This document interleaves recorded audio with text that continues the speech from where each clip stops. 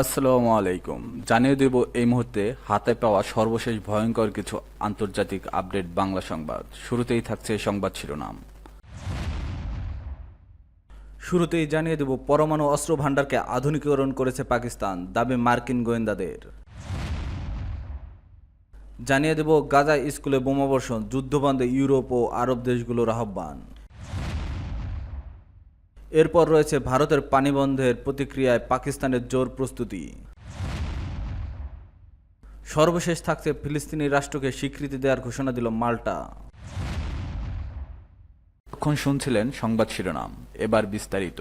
প্রিয় দর্শক, আপনি যদি এই চ্যানেলে নতুন হয়ে থাকেন, ভিডিওটি দেখতে দেখতে চ্যানেলটি সাবস্ক্রাইব করে আমাদের সাথেই থাকুন। পরমাণু অস্ত্র ভান্ডারকে আধুনিকীকরণ করেছে পাকিস্তান, দাবি মার্কিন গোয়েন্দাদের। পাকিস্তান গোপনে তাদের পরমাণু অস্ত্র ভান্ডারকে আধুনিকীকরণ করেছে, এমনটাই দাবি করছে মার্কিন সামরিক গোয়েন্দা সংস্থা ডিফেন্স ইন্টেলিজেন্স এজেন্সি। ভারতের জনপ্রিয় সংবাদমাধ্যম টাইমস অফ ইন্ডিয়া তাদের এই প্রতিবেদনে তথ্য প্রকাশ করছে। ডিআইএ জানিয়েছে পাকিস্তান শুধু পরমাণু অস্ত্রকে উন্নত করছেই না, বরং পারমাণবিক কমান্ড ও কন্ট্রোল সিস্টেমের নিরাপত্তাও জোরদার করেছে। 2025 সালের মে মাস পর্যন্ত প্রাপ্ত গোয়েন্দা তথ্যের ভিত্তিতে এ প্রতিবেদন তৈরি করা হয়েছে, যেখানে দক্ষিণ এশিয়ার ভূরাজনৈতিক পরিস্থিতি, বিশেষ করে কাশ্মীর ইস্যুকে ঘিরে ভারত পাকিস্তান সাম্প্রতিক উত্তেজনা গুরুত্বপূর্ণ ভূমিকা রেখেছে। মার্কিন গোয়েন্দা কর্মকর্তাদের মতে ভারত বর্তমানে পাকিস্তানের সর্বোচ্চ পর্যবেক্ষণ থাকা দেশ।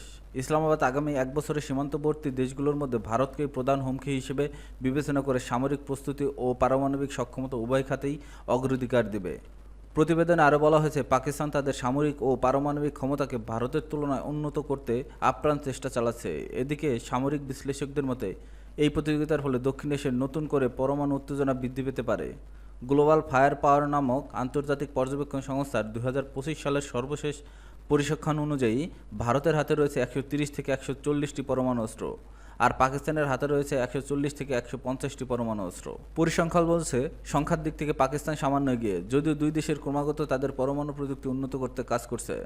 পরমাণু অস্ত্র ভান্ডারকে আধুনিকীকরণে পাকিস্তানের তৎপরতা মার্কিন প্রশাসনের দৃষ্টিতে আঞ্চলিক নিরাপত্তার জন্য উদ্বেগজনক।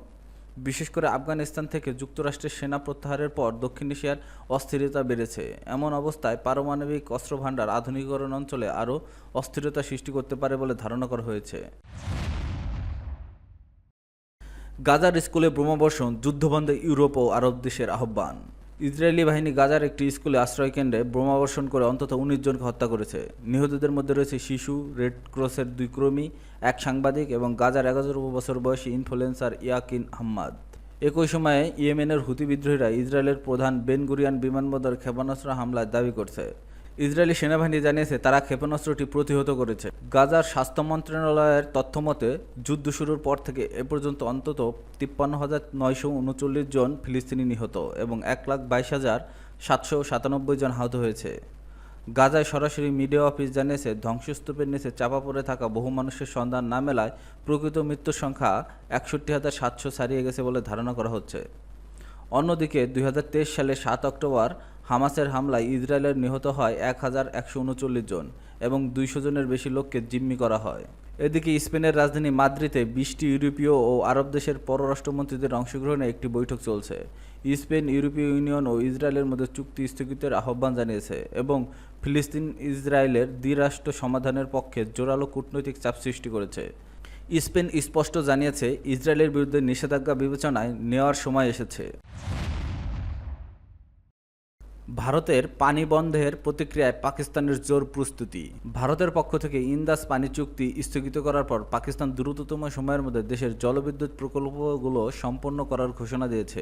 শনিবার পাকিস্তানের ফেডারেল পরিকল্পনা মন্ত্রী আহসান ইকবাল জানান, ভারতের পানি আগ্রাসন ঠেকাতে এবং দীর্ঘমেয়াদে পানি নিরাপত্তা নিশ্চিত করতে ডায়ামার ভাষা ড্যামসহ সব হাইড্রো প্রকল্পের কাজ অগ্রাধিকারের ভিত্তিতে শেষ করা হবে। সম্প্রতি ভারত অধিকৃত জম্মু ও কাশ্মীরের পেহেলগামে ভয়াবহ সন্ত্রাসী হামলার ঘটনায় ইসলামাবাদকে দায়ী করে ভারত।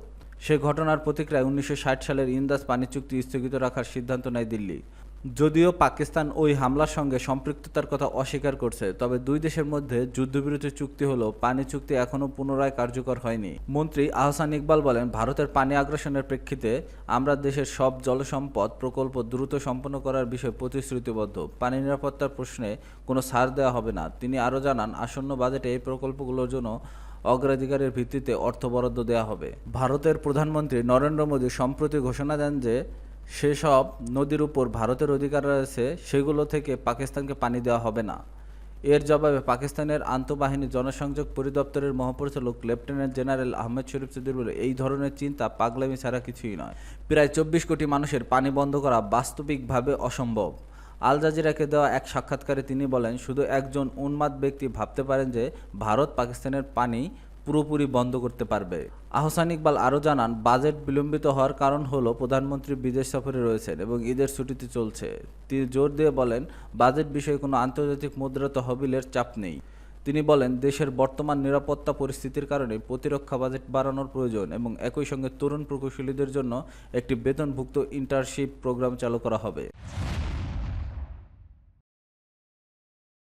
ফিলিস্তিন রাষ্ট্রকে স্বীকৃতি দেওয়ার ঘোষণা দিল মাল্টা। ভূমধ্যসাগরে অবস্থিত দক্ষিণ ইউরোপের দ্বীপ দেশ মাল্টা ফিলিস্তিনকে রাষ্ট্র হিসেবে স্বীকৃতি দেওয়ার ঘোষণা দিয়েছে। দেশটির প্রধানমন্ত্রী রবার্ট অ্যাবালা একথা ঘোষণা করেছেন। তিনি বলেছেন, আগামী মাসেই ফিলিস্তিন রাষ্ট্রকে আনুষ্ঠানিকভাবে স্বীকৃতি দেবে তার দেশ। রোববার রাতে এক প্রতিবেদনে এই তথ্য জানিয়েছে বার্তা সংস্থা আনাদোলু। রোববার এক রাজনৈতিক অনুষ্ঠানে দেওয়া বক্তব্যে অ্যাবালা স্থানীয় ও আন্তর্জাতিক বিভিন্ন বিষয় নিয়ে আলোচনা করেন, যার মধ্যে সবচেয়ে বেশি গুরুত্ব দেন গাজার চলমান মানবিক সংকটের উপর। মাল্টা টুডে পত্রিকার বরাতে জানা যায়, গাজায় ইসরায়েলের লাগাতার বোমাবর্ষণের প্রসঙ্গে প্রধানমন্ত্রী অ্যাবালা বলেন, এই মানবিক ট্র্যাজেডির দিকে আমরা চোখ বন্ধ রাখতে পারি না, যা প্রতিদিন আরও ভয়াবহ হয়ে উঠেছে। তিনি বলেন, ফিলিস্তিনকে স্বীকৃতি দেওয়ায় মাল্টার নৈতিক দায়িত্ব এবং আগামী 20 জুন এক আন্তর্জাতিক সম্মেলনের পর এই স্বীকৃতি কার্যকর হবে। প্রধানমন্ত্রী অ্যাবেলা আরও বলেন, তিনি বিশেষভাবে মর্মাহত হয়েছেন সেই ভয়াবহ ঘটনায় যেখানে গাজার দক্ষিণে খান ইউনুস শহরে ইসরায়েলি বাহিনীর হামলায় ফিলিস্তিনের শিশু চিকিৎসক ডাক্তার আলা আল নাজ্জাজের 9 সন্তান নিহত হয়েছেন। হামলায় ডাক্তারের স্বামীও গুরুতর আহত হন এবং এখন একমাত্র জীবিত সন্তান মা বাবা ভাই বোন হারিয়ে শোক বয়ে বেড়াচ্ছে। প্রধানমন্ত্রী অ্যাবেলা জানান, মাল্টা সরকার ডাক্তার আলা আল নাজ্জাজের ও তার পরিবারকে স্বাগত জানাতে প্রস্তুত।